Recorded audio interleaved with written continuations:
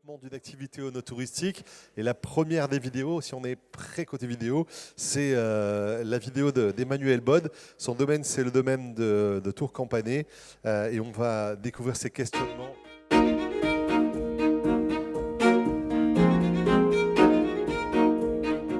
Emmanuel Bod, domaine Tour-Campanet, je suis propriétaire vigneronne d'un domaine provençal sur le Puy-Saint-Tréparade.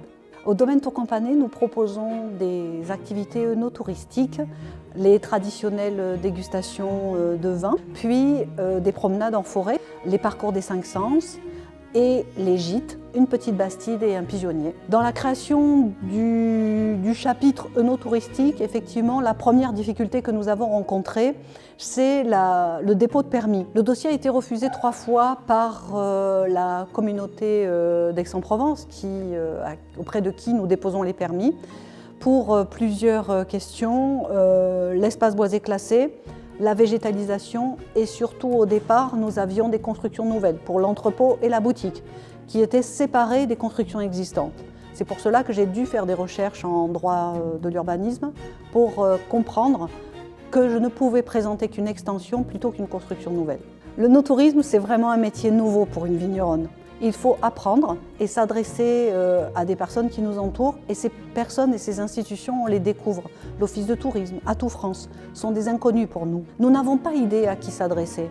Et ce serait vraiment pratique que ce soit plus évident pour nous, que l'on soit plus informé de façon naturelle, que l'on peut s'adresser à la Chambre d'agriculture, que l'on peut s'adresser à notre ODG, que l'on peut s'adresser à notre interprofession et que ce soit plus fluide.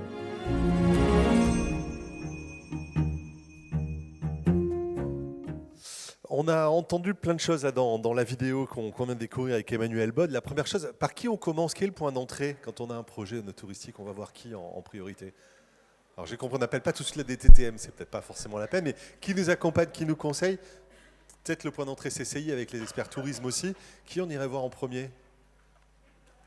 Arnaud qui a l'habitude de conseiller tous les agriculteurs qui font appel à son cabinet. Voilà. Y aller? Oui. Alexandra. Qui on appelle en premier? En général, effectivement, on se rapproche de la chambre et puis le conseil quotidien, son expert comptable, aussi parfois son partenaire financier sur ce type de projet, puisqu'on est sur des coûts quand même assez conséquents parfois. Donc voilà, naturellement, effectivement, et on évoque tous ces sujets, toutes ces problématiques qu'il faut lever et tous ces freins qu'on va évoquer tout à l'heure. Alexandra, c'est vous le point d'entrée? Alors oui, vous pouvez m'appeler. Moi, je réponds à toutes vos questions dans la mesure de mes compétences. Bon, généralement, nous, on accompagne tous les porteurs de projets qui ont une activité onotouristique en place ou en projet. On vous appuie sur du conseil technique, réglementaire. Et on peut vous aider aussi à la construction de l'offre pour vous orienter au mieux en fonction de la réglementation. Et vous orienter aussi sur votre projet. Donc n'hésitez pas à nous appeler. Je vous ai mis mes coordonnées. Vous avez également des petites fiches techniques sur la petite table. Donc n'hésitez pas à nous contacter. On est la porte d'entrée généralement. Je crois que ce qui est important aussi de relever, c'est qu'on parle de diversification de revenus. Ça a été relevé dans l'Assemblée tout à l'heure. Il faut que cette activité génère du revenu. C'est des activités qui nécessitent des investissements importants. Donc il faut se poser la question du business plan. Qu'est-ce que je vais faire concrètement? Qu'est-ce que ça va générer en termes de chiffre d'affaires supplémentaire? Quels sont les coûts inhérents à cette nouvelle activité pour la développer? Les travaux, etc. Les besoins en formation, on l'évoquait tout à l'heure. Je crois que c'est un vrai sujet. J'ai souvenir d'une assemblée générale de la Fédération des vignerons indépendants où un vigneron disait mais moi mon métier c'est pas restaurateur. Donc je crois qu'il faut analyser tous les besoins qu'on va avoir pour développer cette activité, les chiffrer, poser les chiffres et voir effectivement est-ce que c'est viable ou pas. Autre point que l'on entendait, c'est son refus de permis de construire plusieurs fois. Là, je viens vers vous, Anne Rabot. Là aussi, il faut faire la bonne demande. C'était une extension, pas une nouvelle construction. Je vais prendre le micro peut-être d'Alexandra. Mais oui, il y avait là aussi une notion importante et un besoin peut-être d'échange avec vous ou d'autres interlocuteurs. Alors, sur le sujet du permis de construire, l'interlocuteur central, c'est vraiment la commune et le service urbanisme de la commune. Voilà, je pense que c'est aussi votre porte d'entrée. Ils sont au fait de toute la réglementation réglementation, ils sauront vous accompagner.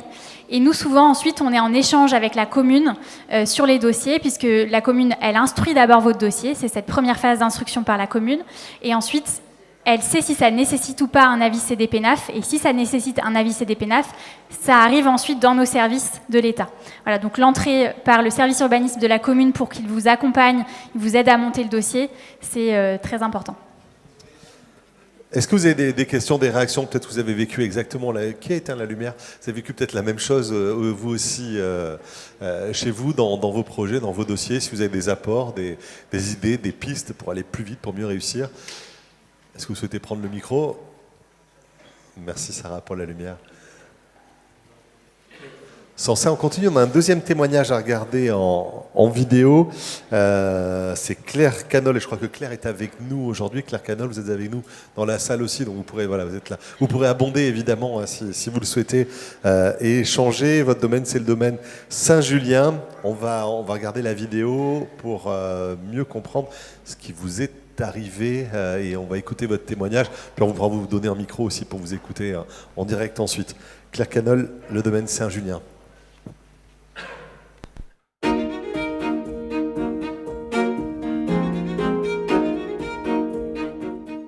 Claire Canol, responsable technique et commerciale du Château Saint-Julien à la Selle, qui est en appellation Coteau-Varoux en Provence.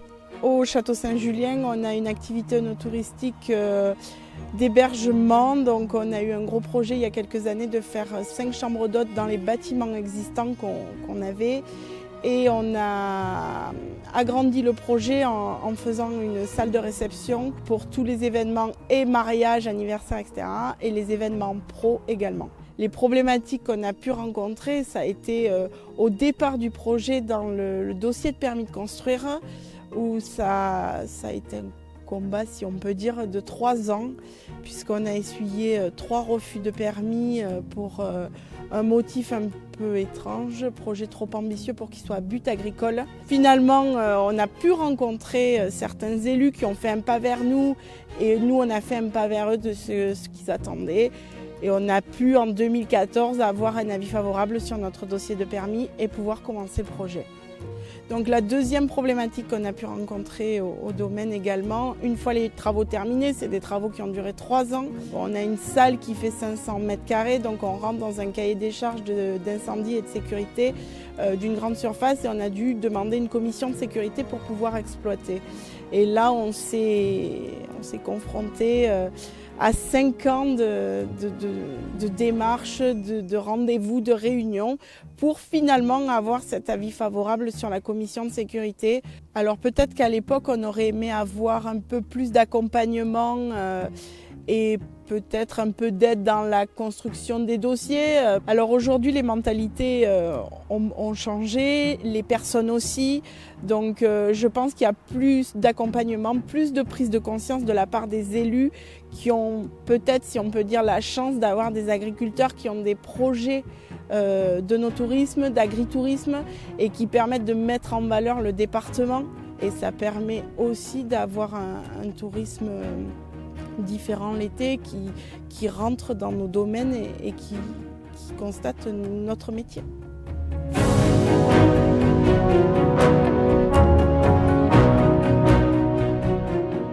Là aussi, qui accompagne sur les questions que se posent, et puis vous aurez la possibilité de prendre le micro, hein, Claire aussi, mais qui accompagne sur les questions que se pose Claire?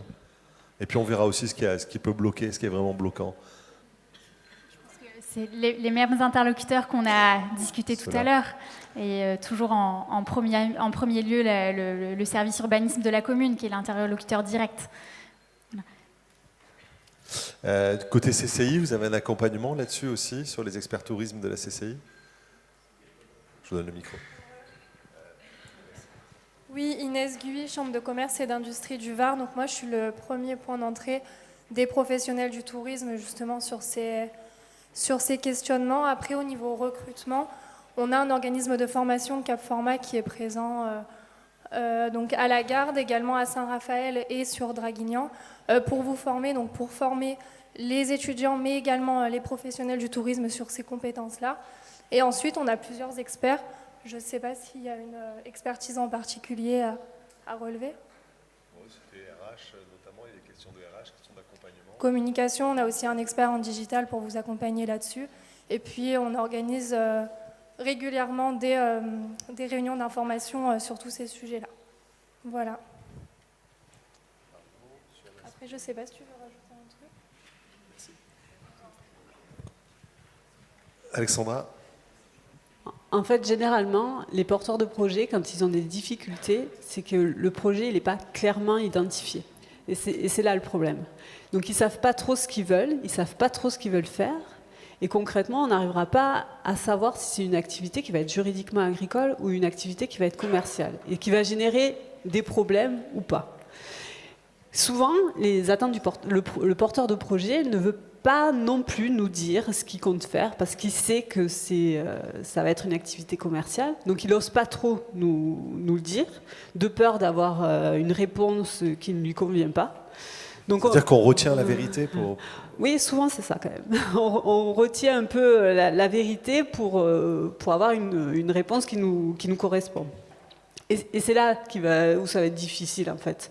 Nous, ce qu'on a besoin de savoir pour mieux vous accompagner, c'est ce que vous souhaitez faire au plus juste, pour qu'on vous oriente au plus juste, voir comment on peut redéfinir aussi votre projet pour qu'il soit conforme avec la réglementation en vigueur et que ça puisse correspondre à vos attentes économiques également. Arnaud, même si on a libéré les taux, c'est 50% aujourd'hui sur l'activité Oui, pour rattacher une activité, les bénéfices d'une activité commerciale, oui, c'est vrai qu'on sent que le législateur il pousse, puisqu'il augmente les seuils de rattachement. C'était 30 et désormais c'est 50. C'était 30%, c'est passé à 50%, c'était 50 000 euros, c'est passé à 100 000 euros TTC. Donc on voit qu'on encourage sur le plan fiscal à y aller. Pour autant, on voit que les contraintes juridiques et d'urbanisme demeurent.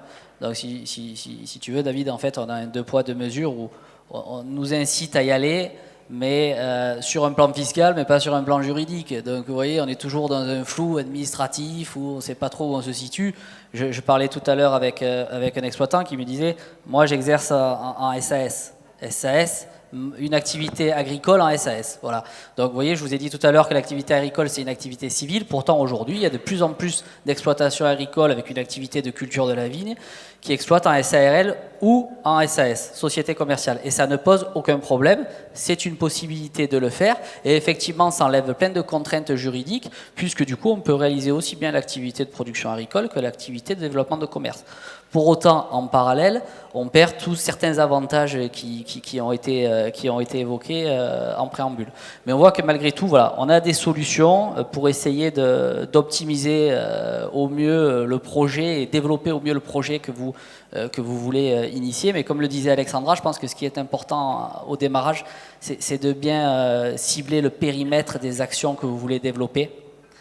Et sur ce type d'activité, il faut qu'on aille chercher de la rentabilité et on sait qu'elle est dure à obtenir parce que ça nécessite des investissements importants, parce que ça nécessite du développement de compétences que vous n'avez pas.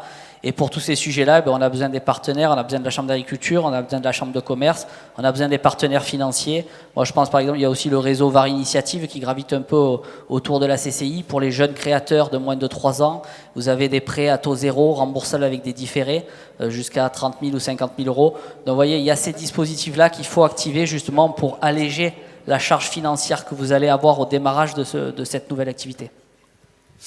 Claire Canol, qui est ici, qu'on a vu en vidéo, mais qui a certainement quelques questions, puis quelques apports aussi. Bonjour Claire.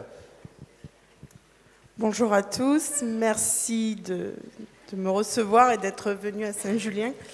Alors, pas vraiment de questions en plus. Pour répondre à ce que je viens d'entendre, nous, personnellement, nos attentes, on les connaissait, on avait été conseillés par nos conseillers juridiques, etc., etc.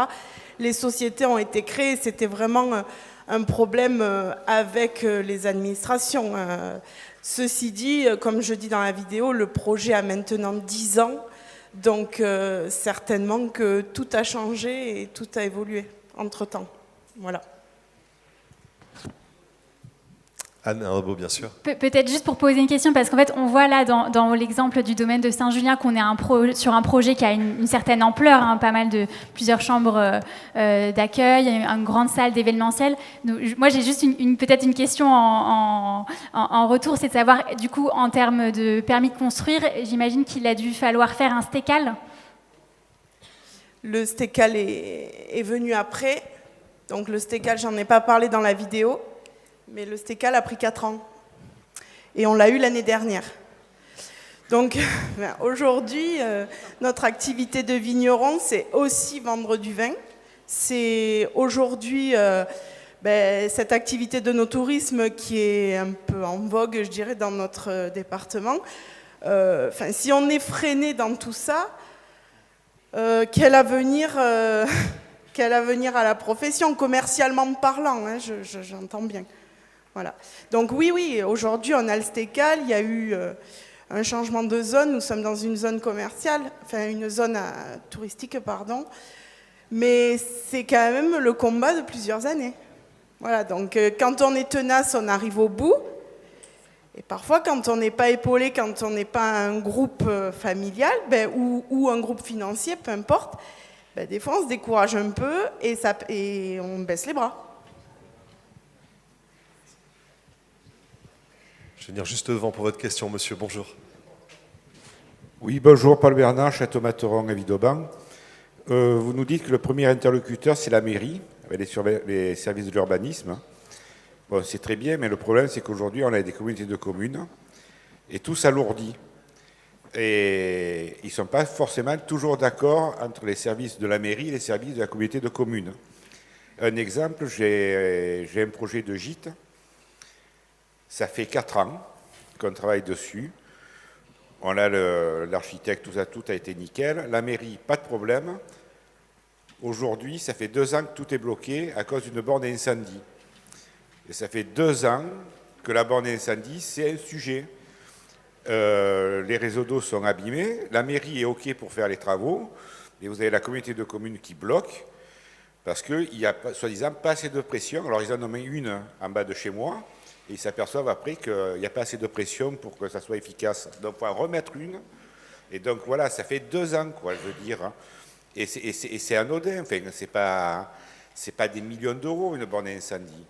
Même si on est prêt à la payer, mais c'est les travaux, c'est des calculs.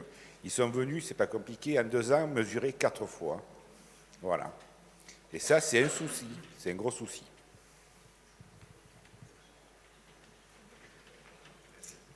D'autres réactions, d'autres questions pour nos experts, monsieur? Bonjour.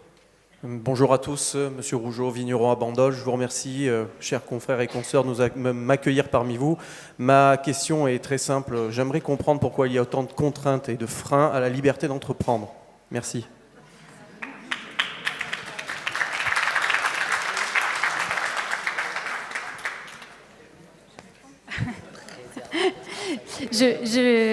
Oui.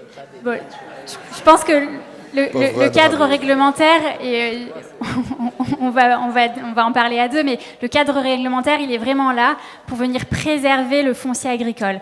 Vous savez que quand même, dans le Var notamment, on a perdu, je crois, je sais plus, près de 40% de l'espace agricole entre les années 60 et aujourd'hui, par l'artificialisation, l'urbanisation, etc.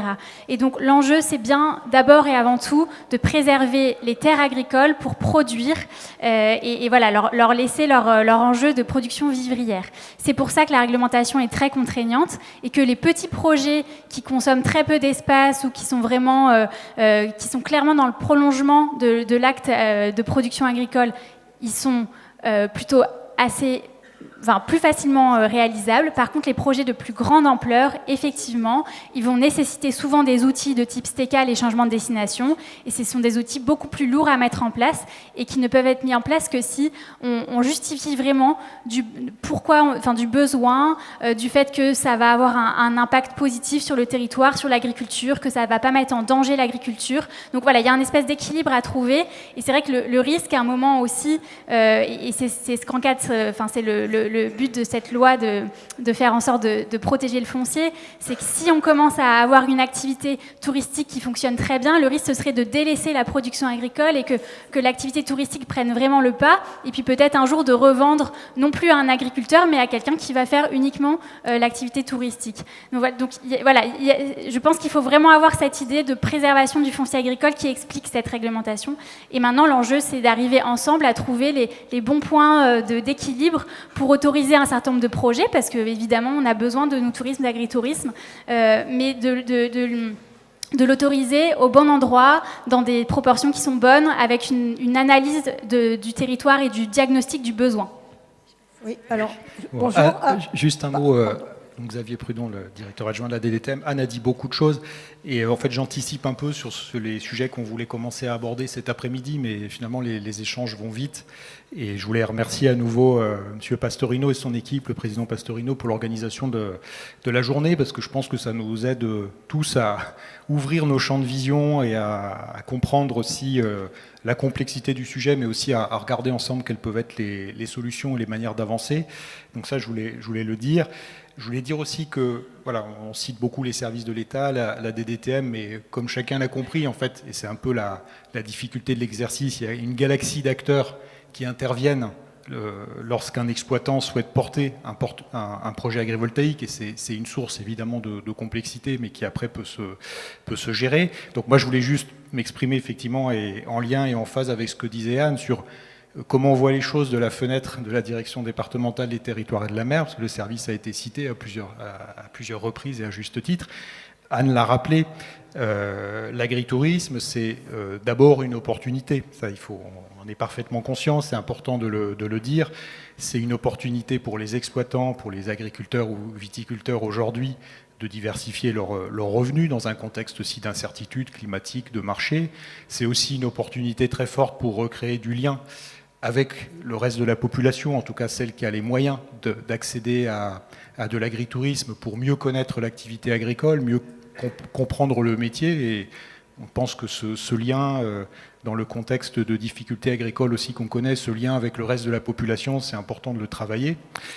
Et l'agritourisme, ça peut être aussi, et c'est aussi, s'il est bien mené, une opportunité pour les territoires. Si on dézoome un peu, il n'y a pas qu'à l'échelle de l'exploitation que ça peut avoir du sens. Ça peut être utile vraiment pour le territoire, à l'échelle plus large, pour redéployer de l'activité touristique, pour attirer aussi de la fréquentation touristique dans des espaces ruraux qui sont moins fréquentés, rééquilibrer mieux la présence touristique dans le département du Var. Bon, on sait tous principalement où vont les touristes, donc il y a un enjeu de meilleure répartition sur le territoire. Il y a un intérêt aussi d'attirer une clientèle qui va irriguer par sa consommation, par sa présence, l'activité du territoire, que ce soit en termes de commerce, de services. Donc cette dimension territoriale, je pense qu'il faut l'avoir en tête, en tout cas on l'a bien en tête dans l'agritourisme. Il faut aussi dézoomer, raisonner à l'échelle de l'exploitation, mais raisonner à l'échelle du territoire. Après, par rapport à ce qu'on se disait, et à la présentation que Anne a faite, qui a bien posé le cadre sur les outils du Code de l'urbanisme, oui, il y a des règles, mais bon, des règles, il y en a partout. Oui, il y a un principe qui est l'inconstructibilité des zones agricoles, mais il y a aussi de multiples cas de dérogation. Et je pense que c'est le message important. Il y a des outils que Anne a très bien présentés dans le Code de l'urbanisme qui permettent de réaliser des constructions pour un usage touristique, d'hébergement ou autre. Donc ce qui est important d'avoir en tête, c'est que les outils existent. Et je pense que la difficulté, c'est pas tellement les règles du Code de l'urbanisme, c'est plutôt que les outils qui existent, donc les changements de destination, les constructions nouvelles et le dispositif des STECAL. Je pense que la difficulté, ça a été bien mis en évidence par l'exemple du château de Saint-Julien, c'est qu'il y a une difficulté collective entre services urbanisme des communes, exploitants, services de l'État, membres de la CDPENAF, à s'approprier ces outils pour avoir une vision commune des modèles d'agritourisme qui sont souhaitables. Et je pense que si les projets, et c'était à nouveau l'exemple de la vidéo et de ce que vous avez repris, madame, sur le domaine Saint-Julien, si les projets prennent beaucoup de temps, c'est parce qu'on prend beaucoup de temps, et d'abord au niveau des services urbanisme des communes, à s'interroger sur le bien fondé des projets, sur leur dimension agritouristique, sur le fait qu'ils vont venir compléter et pas concurrencer l'activité touristique. Je pense que c'est ça qui prend beaucoup de temps, parce que cette vision collective aujourd'hui dans le Var sur les modèles d'agritourisme à promouvoir, elle n'existe pas vraiment. Ou en tout cas, il y en a sans doute plusieurs dans la salle. Et ce qu'on voyait comme objectif de travail, on voulait le proposer cet après-midi, mais finalement, je pense que c'est le moment là de l'évoquer, c'était de reprendre ce que Anne proposait à la fin de sa présentation, c'est d'aller vers une grille un peu partagée sur quels sont les critères qui font qu'on a affaire à un projet qui a du sens, pour pouvoir être capable, que ce soit du côté de l'exploitant, du service urbanisme de la commune, de la chambre d'agriculture ou de la DDTM, d'avoir un peu une vision commune sur la manière dont on lit les projets. Et je pense qu'il y a un travail à faire pour construire cette vision.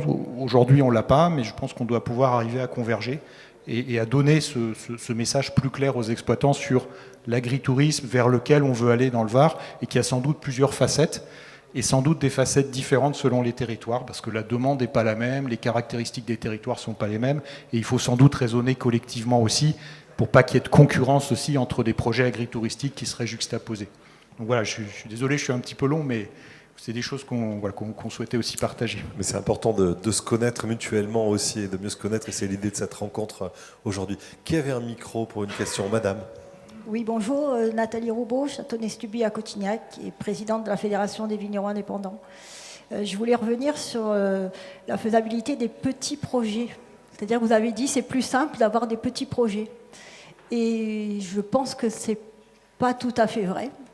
Parce que quand il y a des petits projets, ça veut dire que c'est des petits producteurs, des petits domaines qui n'ont pas de service juridique, qui n'ont personne pour être conseillés. Et c'est souvent, quand on arrive au bout du projet, que ce projet-là, il n'est pas faisable parce que le SDIS va décider que justement, il n'y a pas de borne à incendie. Forcément, dans un domaine viticole, la borne à incendie, elle est trop loin, qu'il faut mettre une cuve qui va coûter X milliers d'euros. Dans ce cas-là, le projet touristique, il va tomber à l'eau.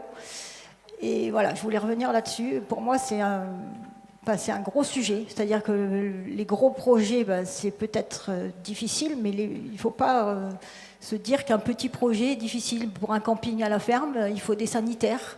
Donc si on fait des sanitaires, il faut construire. Si on construit, il faut être aux normes par rapport au SDIS. Et le SDIS ne donne jamais d'autorisation. Donc, pour moi, il y a tous ce que vous avez dit, et je suis très contente de votre intervention. Je pense que ça va être de plus en plus facile si on arrive à tous discuter ensemble de ces problématiques. Mais il faut rester conscient que même les petits problèmes de base sont des problèmes qui... C'est un excellent teaser pour cet après-midi. Ouais. Parfait, pour les échanges de l'après-midi. Ça nous met en jambes, Nathalie. Alexandra? Oui, alors nous, on a un guide justement pour vous accompagner sur votre projet, pour mettre à plat en fait votre projet, vos différentes questions, et penser un peu à tout. Donc n'hésitez pas à nous solliciter, on vous le communiquera, et comme ça vous pourrez voir les différents points qui sont manquants dans votre accompagnement. Puisqu'on s'approche de l'heure du repas, on va parler d'une problématique de restaurant, celle de Philippe Chauvin, c'est le domaine de la Font des Pères. Je propose d'écouter son témoignage. Je crois que Philippe est avec nous aujourd'hui aussi.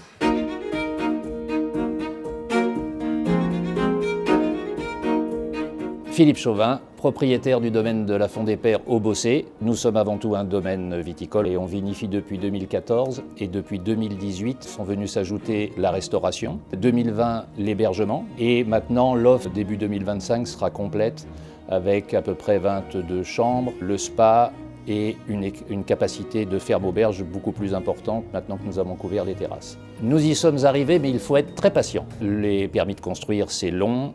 Toutes les autorisations, c'est relativement long. L'hébergement n'est pas très compliqué puisque le gîte est parfaitement adapté à la situation.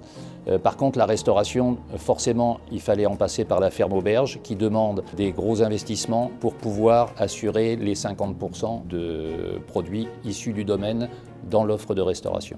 En ce qui nous concerne, entre les poules, le maraîchage, les serres, les fruitiers, on distille notre vodka, notre gin. Mais si aujourd'hui il y a très peu d'établissements comme le nôtre, c'est parce que le ticket d'entrée est extrêmement élevé. On souhaite ne plus être seul, parce que ne plus être seul veut dire qu'on devient une vraie destination, au même titre que la Toscane est une vraie destination, et les gens peuvent passer une semaine à chaque fois dans un domaine différent.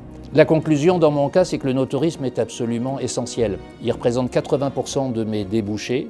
Le no-tourisme, et ce n'est pas un appoint, c'est vraiment stratégique, et je pense qu'il peut y avoir plein d'autres domaines qui peuvent me rejoindre, et on constituerait justement, pour le coup, une offre attractive pour les touristes. Merci Monsieur Chauvin. Le micro vous est offert évidemment si vous souhaitez ensuite réintervenir. Est-ce que, juste derrière vous Nathalie, Monsieur souhaite prendre la parole, reprendre la parole? juste 2 minutes. Bien sûr.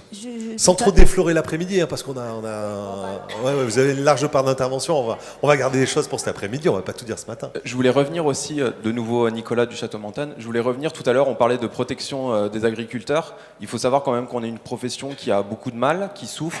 Vous parlez beaucoup d'opportunités sur le tourisme. Moi, je suis assez raccord avec ce qui vient d'être dit sur la Fond des Pères. Nous, à Mentone, sans le no-tourisme l'année dernière, le domaine fermait. Vu ce qui s'est passé au niveau de... Voilà. Et ce qui était auparavant de l'appoint devient de la survie. On continue à valoriser notre terroir. Nous, on vend toujours notre vin, qu'il soit dans notre ferme auberge ou qu'il soit dans notre caveau. Je pense que peut-être que la problématique vient aussi de la scission agricole, commerciale. Il y a peut-être un juste milieu ou peut-être des définitions qui sont à voir pour l'agritourisme, à savoir que peut-être qu'il faut mettre des prérequis pour dire bah oui, il faut une continuité de l'activité agricole si vous voulez faire un restaurant ou quoi que ce soit, mais de nous classer, soit vous êtes agriculteur, soit vous êtes commerçant, je pense que la grosse problématique vient là. Et ensuite, l'autre chose que je voulais dire, tout à l'heure, il a été dit que quand on rencontrait des difficultés, c'est parce que peut-être on n'avait pas bien défini notre projet. Il faut savoir que peu importe les interlocuteurs avec qui on va discuter, les décisions ou alors les préconisations qui vont être amenées vont être différentes. Je pense que même les administrations, on est dans un millefeuille tellement important que même les administrations ont des fois du mal à nous suivre. Donc c'est pas tout à fait vrai ça. Je veux dire, ce qui s'est passé à Saint-Julien, c'est arrivé aussi à Mentone, de commencer à faire des choses parce qu'on a été conseillé, on a demandé, on a payé pour ça, et d'arriver à la fin devant une nouvelle personne qui nous sort une nouvelle norme qui peut-être est sortie au cours des 6 derniers mois, et qui remet le projet complet en question, ça, c'est pas uniquement agricole, agritourisme, c'est juste français, en fait. Et in fine, on est bloqué par ça. La liberté d'entreprendre, c'est aussi, de temps en temps, essayer de nous décharger et de nous laisser faire ce que nous, on essaye de faire agriculteurs, faire venir des gens dans le Var, consommer, aimer nos produits, et voilà, c'est tout.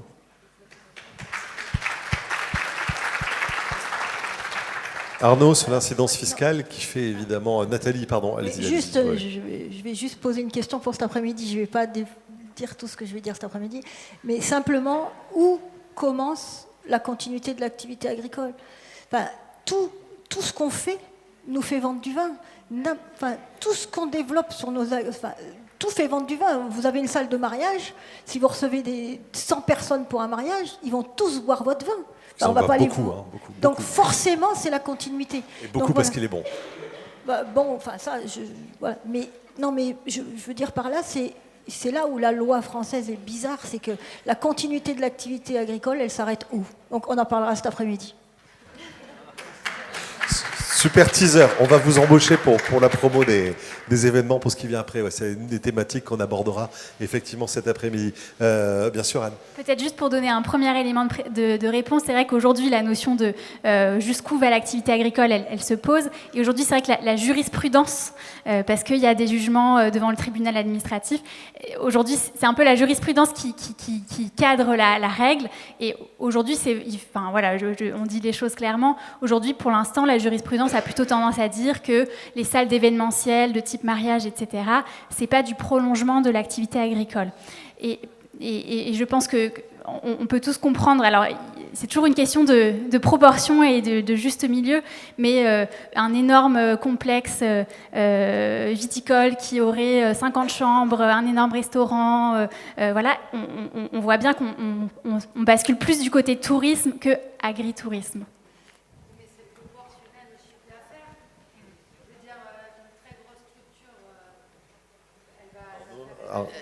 Arnaud, un peu de pédagogie là-dessus. Je pense qu'il y a une véritable crainte des pouvoirs publics, on va le dire. C'est bien que les services de l'État soient là pour écouter les problématiques. Je pense qu'ils en ont pleinement conscience. Le contour du stécal, etc. Je trouve le sujet, vraiment, si vous arrivez à travailler tous ensemble sur ces sujets-là, ça fait sens. Mais je pense effectivement qu'on est sur des problèmes. C'est la France, c'est notre pays, on l'aime, hein. Mais on a un millefeuille de normes qui sont parfois paradoxales. Vous voyez, on parlait juste à l'instant, Anne évoquait la jurisprudence. Vous voyez, il y a des textes qui sont légiférés, je le disais, dans les années 90, où on veut essayer de laisser la possibilité aux exploitations de se développer. Et pourtant, boum, quand l'affaire arrive, jurisprudence, ça veut dire qu'il y a un contentieux. Donc il faut qu'on arrive au contentieux. Comment est-ce qu'on lit un texte? Est-ce qu'on est en phase ou pas avec le législateur? C'est le juge qui tranche, mais pendant tout ce temps-là, il y a du temps long. il y a des investissements qui ont eu lieu, et en fait c'est de l'insécurité juridique, c'est de l'insécurité économique, et effectivement tout ça c'est un peu dommage parce que c'est anti-économique. Maintenant je pense que la chance du moment, c'est que les pouvoirs publics, ils prennent conscience de l'enjeu, de préserver les exploitations agricoles, parce qu'il y a des vrais sujets, des sujets de souveraineté alimentaire, etc. Et je pense qu'on a l'oreille attentive des pouvoirs publics sur certains sujets. Eric le disait tout à l'heure, ils ont poussé sur les droits sur les exonérations par rapport aux droits de donation jusqu'à 20 millions d'euros, 75% d'abattement. On est au niveau du pacte du Trey. On voit que les pouvoirs publics y vont. Donc je pense que si vous arrivez à fédérer au travers de vos fédérations, de vos ODG, de faire remonter les problématiques que vous avez au niveau des décideurs, je pense qu'il peut y avoir des décisions qui vont aller dans le bon sens, par exemple en revoyant des définitions. Alors, en simplifiant la définition, on voit qu'ici la problématique de la définition, c'est qu'elle exclut finalement de fait les exploitations viticoles. Elle exclut de fait les exploitations viticoles parce qu'elle ne tient pas compte de ce cas spécifique. Alors après, c'est toujours complexe de tenir compte des cas spécifiques de chacun pour le législateur quand il couche le texte.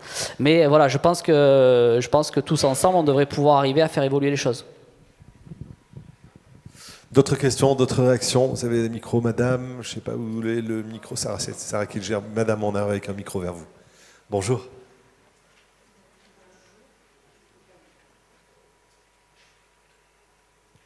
Bonjour, je suis Sophie Paquette du Château Paquette à Fréjus. C'est pas mon titre de viticultrice que je souhaitais intervenir, mais il a été évoqué tout à l'heure brièvement. L'association Initiative VAR qui fait des prêts d'honneur, des prêts croissance à destination donc de création d'entreprises ou de croissance, donc de modernisation et d'évolution des activités existantes. Je suis membre du conseil d'administration, donc c'est à titre de bénévole que je prends la parole. L'antenne principale est à Toulon. Il y a des antennes relais avec des chargés de mission, que ce soit à Fréjus, qui prend aussi le Golfe, Brignoles et Draguignan. N'hésitez pas, ils étaient assez éloignés du monde agricole pendant toutes ces dernières années. Il y a des critères d'éligibilité, évidemment. C'est en général accolé à un prêt bancaire. Ça ne peut pas être juste un prêt d'honneur, donc à 0%, attribué de façon singulière. Mais n'hésitez pas à demander, parce que si vous êtes éligible, c'est un beau dispositif qui fait aussi effet levier au niveau des banques. Voilà. Le point d'entrée, vous avez dit différents relais sur le territoire? Oui, c'est Initiative VAR. L'antenne principale est à Toulon et les numéros de téléphone amènent de toute façon à la prise de rendez-vous ensuite des antennes locales. Merci beaucoup. Effectivement, ça fait levier normalement sur les crédits, Arnaud. Ce type de prêts d'honneur, lorsqu'ils sont validés, c'est-à-dire que le projet a été étudié, travaillé en commission et réfléchi, évidemment. D'autres questions, d'autres réactions sur ces différentes thématiques, des partages d'expériences aussi sur ce que vous avez vécu, madame? Bonjour. Bonjour, Christelle Depelsmacher, je suis la responsable de la filière tourisme mer du Crédit Agricole Provence-Côte d'Azur. Donc on intervient sur les 3 départements, y compris bien sûr le beau département du Var. Une question, du coup, bien sûr on est en première ligne puisqu'on est premier financeur du territoire sur l'ensemble des activités professionnelles. Je suis avec aussi mon collègue donc, du marché de l'agriculture, donc on partage toutes ces interrogations, toutes les difficultés aussi des porteurs de projets. Et ma question en fait, elle était sur bien sûr le poids du foncier est important sur notre destination et du coup il y a une nécessité un petit peu de premiumiser les offres, notamment sur la partie gîte et chambre d'hôtes, et on se retrouve avec des disparités assez fortes sur du coup les taux d'occupation, les prix, etc., qui complexifient aussi les analyses de dossiers pour nos collaborateurs. Et du coup je me disais si on avait possibilité aussi d'avoir un petit peu de data au-delà de ce qui est produit aujourd'hui par le comité régional pour pouvoir aussi éclairer ces projets et notamment voilà, quand on a des choses qui sont un petit peu dans l'innovation et donc un petit peu en rupture avec les modèles classiques. Il y a beaucoup de demandes autour du partage entre vous tous et vous toutes. C'est bien qu'il y ait cette journée, cette initiative ici de cette journée d'échange et de partage. Est-ce que, Alexandra, tout le monde confirme évidemment oui, qu'il y a besoin d'échanger et il y a besoin de se parler et de partager ces infos? Oui, il y a besoin d'échanger, ça c'est certain. Après, il ne faut pas hésiter à faire part aux interlocuteurs que vous avez en face de vous d'informations ou nous solliciter. On pourra vous communiquer quelques données, oui. Monsieur, juste derrière. Oui, très rapidement, pour rebondir sur ce qu'a dit Nathalie tout à l'heure, le problème, c'est qu'il faut que les services des mairies, des communautés de communes et de l'État comprennent, c'est que sur ce projet, il y a de l'autofinancement. Pour faire tous les dossiers, ça coûte de l'argent, je veux dire, pour l'assainissement, pour tout ça.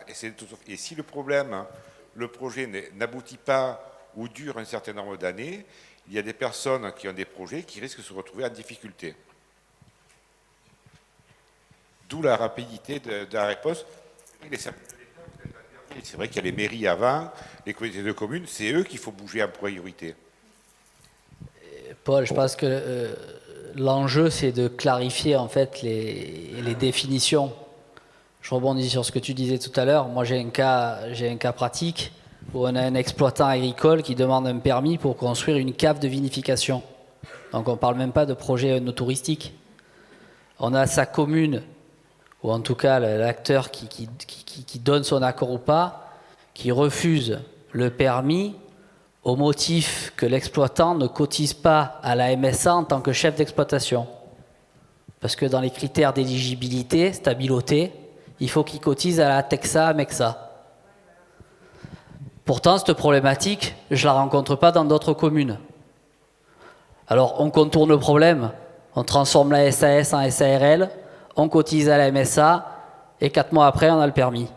Mais entre-temps, on a perdu 4 mois, c'est des coûts juridiques qui auraient pu être évités. Tout ça parce qu'on a des interprétations de textes qui sont différentes, des analyses de textes qui peuvent aussi être différentes, mais parce qu'elles sont complexes. Donc je pense qu'il faut vulgariser et aller sur la simplification. C'est le sujet de fond. Madame le maire de La Motte sera avec nous cet après-midi. Ce sera l'occasion d'échanger aussi avec des élus de terrain sur ces questions-là et d'avoir leur écoute. Monsieur le directeur adjoint et Alexandra ensuite. En fait, ça a été dit, mais chaque projet onotouristique ou agritouristique évolue dans différents contextes. L'urbanisme, le juridique, le fiscal, le social. Et après, en plus, vous avez des conditions particulières suivant chacune de vos activités. Alors certes, c'est un millefeuille. Et le législateur, il n'a pas pris en compte toutes les problématiques, concrètement, parce que chaque vigneron est égal à une problématique différente, ce qui fait que ça complexifie énormément les choses. Et je suis d'accord, il faut simplifier les choses. Mais là, à l'heure actuelle, c'est vrai que ça ne se passe pas comme ça. Tout le monde est contraint de respecter la réglementation en vigueur. Et suivant les interprétations, suivant les différents contextes, malheureusement, on ne va pas voir les choses de la même manière. Oui, je vais réagir à votre remarque, effectivement, en reprenant aussi un peu ce que je disais tout à l'heure. Sur le volet urbanisme, bon, effectivement... il y a des visions différentes, parfois il n'y a même pas de vision du tout quand un projet arrive, et c'est ce qui était évoqué aussi tout à l'heure dans la vidéo. Voilà, un projet arrive et le service urbaniste de la commune qui a peut-être jamais vu un projet agritouristique va se dire, bon mais en fait, est-ce que ça a du sens, est-ce qu'il faut plutôt l'autoriser ou est-ce que c'est plutôt quelque chose à éviter parce qu'on risque de dériver vers de l'activité hôtelière et que ça c'est pas souhaitable en zone agricole.